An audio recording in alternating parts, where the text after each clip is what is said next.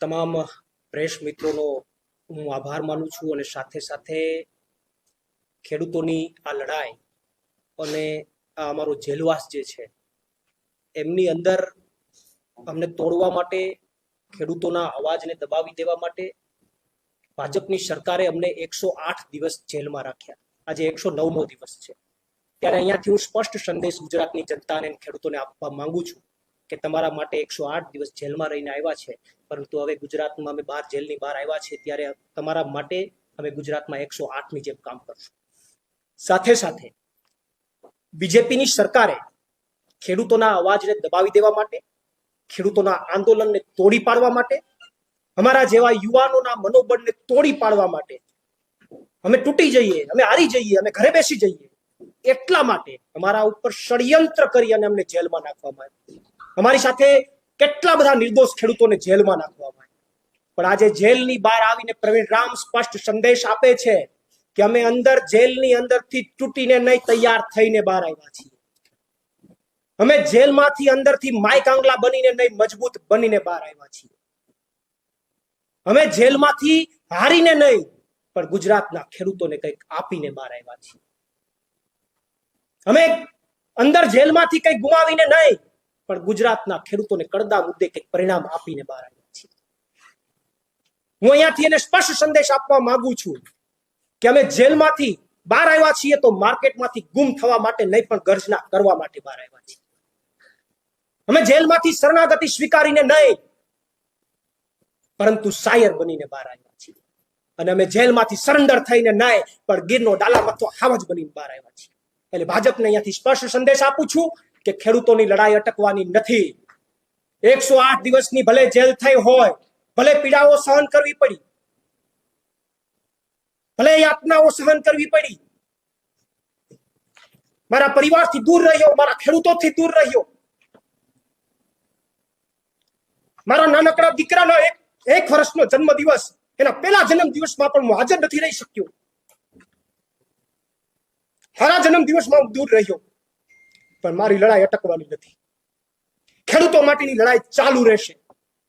આ શરીરમાં જ્યાં સુધી પ્રાણ છે ત્યાં સુધી મારી લડાઈ ચાલુ રહેશે.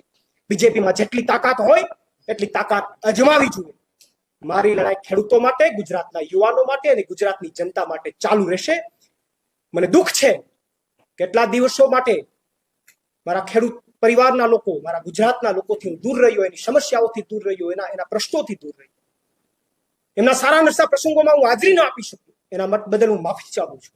સાથે સાથે હું ગુજરાતના તમામ ખેડૂતોનું, આમ આદમી પાર્ટીના તમામ કાર્યકર્તાઓ, તમામ નેતાઓ, માનની અરવિંદ કેજરીવાલજીનો, માનની સુદાનભાઈ, અમારું તમામ પ્રદેશ નેતૃત્વ, અમારા તમામ ધારાસભ્યો, તમામનો ખૂબ આભાર માનું છું કે એમણે આ સંકટ સમયે એનાથી બનતી પ્રયત્ન કરી અને ખૂબ પ્રયત્નો એમણે બહાર કાઢવા માટેના અને ખેડૂતો સાથે ઉભા રહેવાના કર્યા. એ બદલ તમામનો આભાર માનું છું. ખાસ મીડિયા મિત્રોનો પણ આભાર માનું છું. પણ આજે અહીંયા બહાર આવ્યો છું તો જે આંખમાં આંસુ છે એ દુઃખના આંસુ નથી. એ આગામી દિવસોમાં લડાઈ લડવાના સંકેત છે. અને આગામી દિવસોમાં મજબૂત લડાઈ લડીશું અને બતાવીશું કે અમે તમારાથી ડરવાના નથી, અમે તમારાથી હિંમત હારવાના નથી. અમારી લડાઈ ચાલુ રહેશે. આભાર.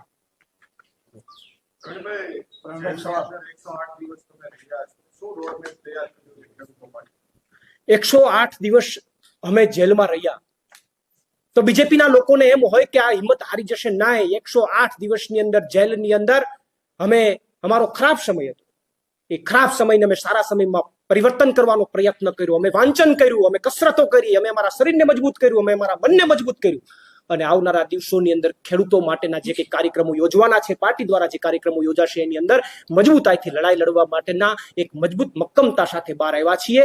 કદાચ જેલ પહેલા એવું હશે કે થોડોક થાક લાગ્યો હશે, પણ હવે જેલમાંથી બહાર નીકળ્યા છે તો સંપૂર્ણ સ્ફૂર્તિ સાથે બહાર નીકળ્યા છીએ. મજબૂત મન કરીને બહાર નીકળ્યા છે, મજબૂત શરીર કરીને બહાર નીકળ્યા છીએ. એટલે ભાજપને એમ લાગતું હોય કે તૂટી ગયા, નહીં, તમે ભૂલ કરી. મને મજબૂત બનાવવાની તમે ભૂલ કરી. તમે મને મજબૂત બનાવવાની ભૂલ કરી. મારા સામે અનેક પીડાઓ આપી, અનેક યાતનાઓ આવી. એ તમામ યાતનાઓને અમે જીરવી ગયા. અમે કઠણ કાળજાના છે, અમે જીરવી ગયા. અને હું તો એ ભાજપ વાળાઓને અહીંયાથી સંદેશ આપવા માંગુ કે જેમણે એમને જેલમાં મોકલવાનો પ્રયત્ન કર્યો, જે ભાજપના અધિકારીઓ, જે ભાજપના નેતાઓએ એમને જેલમાં મોકલવાનો પ્રયત્ન કર્યો, એમને ભગવાન 100 વર્ષ ના કરે, કારણ કે એના પ્રયત્નના કારણે હું મજબૂત થયો, એના પ્રયત્નના કારણે મને વાંચન કરવાનો સમય મળ્યો, મારું નોલેજ વધ્યું, મારું શરીરમાં મને એક રોગ હતો 15-20 વર્ષથી, એ રોગમાંથી મને મુક્તિ મળી. તો હું ભગવાન પાસે પણ પ્રાર્થના કરું કે ભગવાન એને 100 વર્ષ ના કરે, જેથી કરીને અમે અમારી સત્તામાં એને પાછું વ્યાજ હતું પાછું આપી શકીએ. ખાસ કરીને ઘેડ મુદ્દે તમે ખૂબ લડ્યા છો. આગામી સમયમાં હવે ઘેડને લઈને શું રણનીતિ છે? કેમ કે ખેડૂતો રાહ જોતા હતા કે પ્રવીણભાઈ બહાર આવે ને ઘેડનો અવાજ ફરીથી. ચોક્કસથી ઘેડ મુદ્દે મારી 14 દિવસની પદયાત્રા સતત ચાલુ રહી, ખેડૂતોની વચ્ચે હું રહ્યો. ત્યારબાદ મારી એક ન્યાય યાત્રા શરૂ થઈ અને એ પછી કમનસીબે 108 દિવસની ખેડૂતો માટેની મારી જેલ યાત્રા થઈ. હું બહાર નીકળીને આજે જ કેશોદ જવાનો છું, મઢડા માતાજીના દર્શન કરવાનો છું અને મઢડા માતાજીના દર્શન કરીને ત્યાંથી જ પ્રણ લેવાનો છું કે ઘેડના મુદ્દે હજુ પણ જે કંઈ પણ લડાઈઓ લડવી પડે એ લડાઈઓ લડવા પ્રવીણ રામ તૈયાર છે. આપ જે બોટાદમાં એકતા થયા હતા તેને લઈને ઘણા પ્રશ્નો ઉભા થયા હતા કે મંજૂરી નહોતી લીધી અને બીજા પણ ઘણા પ્રશ્નો થયા હતા જેને કારણે આપને પકડવામાં આવ્યા હતા, એના વિશે શું કહેશો? બોટાદ જે હળદર ખાતે જે ઘટના બની, એ ઘટના 3 દિવસથી સતત પોલીસ અને ખેડૂતો વચ્ચે ઘર્ષણ ચાલતું હતું. પોલીસ કોઈ પણ કારણે લોકોને ભેગા થવા, ખેડૂતોને ભેગા દેવા માંગતી નહોતી. ખેડૂતો એમના મુદ્દાને લઈને લડતા હતા. બોટાદ હળદર ખાતે એક મોટું ષડયંત્ર થયું. એનું ષડયંત્રનું તમને પ્રમાણ આપું, અને એ પ્રમાણ એ છે કે જે ફરિયાદ થઈ, જે એફઆઈઆર થઈ, એમની અંદર 85 લોકો ઉપર એફઆઈઆર થઈ, પછી વધીને બીજા 15 લોકોને ઉમેરવામાં આવ્યા. આ અરાઉન્ડ 100 જેટલા લોકો ઉપર ફરિયાદ થઈ. તમે એનું પ્રમાણ ચેક કરી શકો. એ 100 માંથી એક પણ વ્યક્તિ પથ્થર ફેંકતો હોય એવો વિડીયો પોલીસ પાસે નથી. પોલીસ પાસે આખી ઘટનાના વિડીયો છે. કેટલા લોકો, લગભગ અરાઉન્ડ 40-50 લોકો પથ્થરમારો કરે છે, એનો વિડીયો પોલીસ પાસે છે, સોશિયલ મીડિયામાં છે. પણ જોવા જેવું એ છે કે ફરિયાદની અંદર એક પણ વ્યક્તિ, જેટલા ઉપર ફરિયાદ થઈ એમાંથી એક પણ વ્યક્તિ પથ્થર ફેંકતો હોય એવો વિડીયો પોલીસ પાસે નથી. અને જેટલા લોકો પથ્થર ફેંકતા દેખાય છે એ એકેય વ્યક્તિ ફરિયાદમાં નથી. જેટલા પથ્થર નથી ફેંકતા એ ફરિયાદમાં છે, અને જે પથ્થર ફેંકતા દેખાય છે કોઈ પણ ફરિયાદમાં નથી. તો આનો મતલબ તો સીધો એવો થાય છે કે કાયદેસરનું ષડયંત્ર કરવામાં આવ્યું, આંદોલનને તોડી પાડવા માટેનું ષડયંત્ર કરવામાં આવ્યું. બાકી કોઈ એફઆઈઆર થાય તો 20% ખોટા લોકો પકડાય, 80% તો રિયલ લોકો પકડાય. પરંતુ દુઃખની સાથે કહું કે પોલીસે જ્યારે અટક કરી ત્યારે પોલીસ એક જ, અમારા ખેડૂતોને જ્યારે પૂછવામાં આવ્યું ત્યારે ખેડૂતોને એક જ વાત કરતા હતા, તમે પથ્થર ફેંકો એનું પ્રમાણ લેવામાં નહોતું આવતું, તમે ક્યાંથી આવ્યા છો, તમારો પાર્ટીમાં શું હોદ્દો છે, એના મુદ્દે એની અટક કરવામાં આવી. તો આખું એક મોટું બોટાદ હળદરનું ષડયંત્ર હતું, અને એ ષડયંત્રના ભાગરૂપે ખેડૂતોનો અવાજ દબાવી દેવાનો પ્રયત્ન થયો. પરંતુ આવનારા દિવસોમાં તાલુકા પંચાયત અને જિલ્લા પંચાયતમાં એનો જવાબ મળશે. તમે જ્યાં રહ્યો છો બોટાદ જે છે એનું અંતર ખૂબ લાંબુ છે. તમને ક્યારે ખબર પડી કે આ રીતનું બોટાદમાં થઈ રહ્યું છે? તમે ક્યારે નીકળ્યા હતા એક્ઝેક્ટ, અને ક્યારે તમે ત્યાં પહોંચ્યા? અને બીજી વસ્તુ કે બીજા દિવસે અમે રિપોર્ટિંગ કર્યું હતું તો ત્યાંના સ્થાનિકના હળદર ગામના લોકોને અમે મળ્યા હતા. એમાં કેટલાય લોકો હીરા ધસતા હતા, એમની કોઈ જમીન નથી, બેન અમારે તો આ સાથે કઈ લેવા દેવા જ નથી.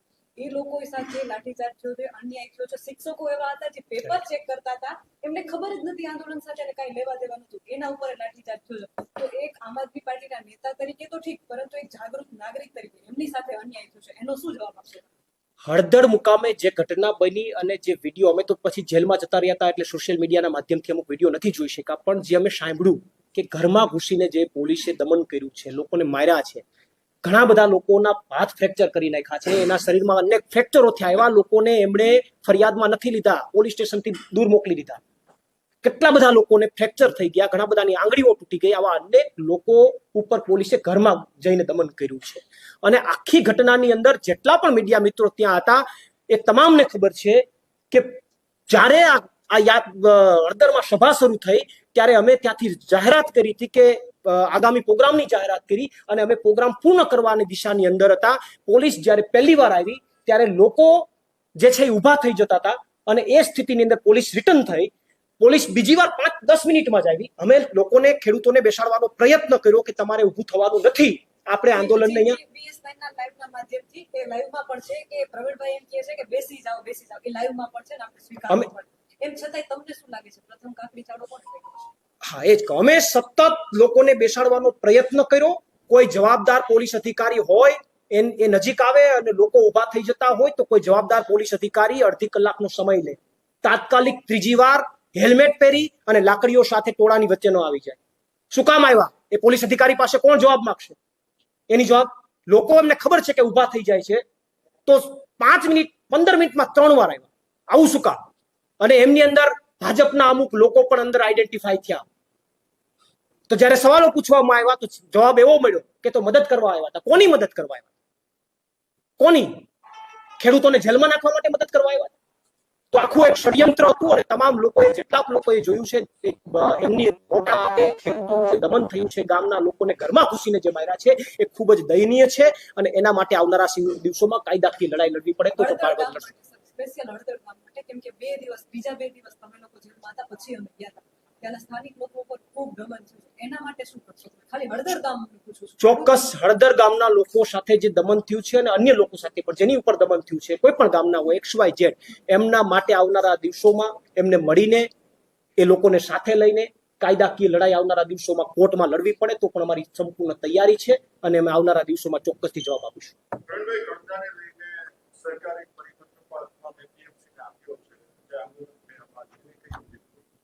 કડદા મુદ્દે જે પરિપત્ર થયો એ હું એવું માનું છું કે આ આમ આદમી પાર્ટીની જે લડાઈ હતી એની એક બહુ મોટી જીત છે.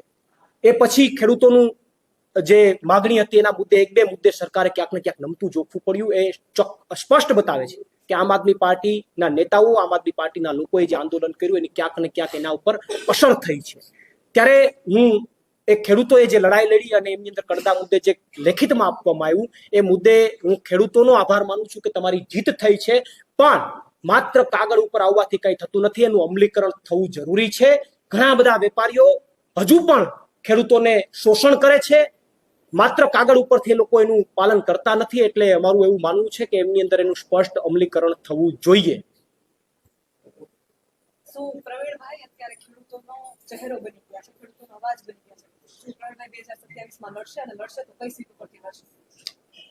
2027ની વિધાનસભાની ચૂંટણીઓ આવશે ત્યારે ચોક્કસથી પાર્ટી જે આદેશ કરશે અને મારા ગુજરાતના ખેડૂતો અને ગુજરાતની જનતા જે આદેશ કરશે એને શિરોમાન્ય રાખી અને મારે જે કંઈ કરવું પડશે કરીશ.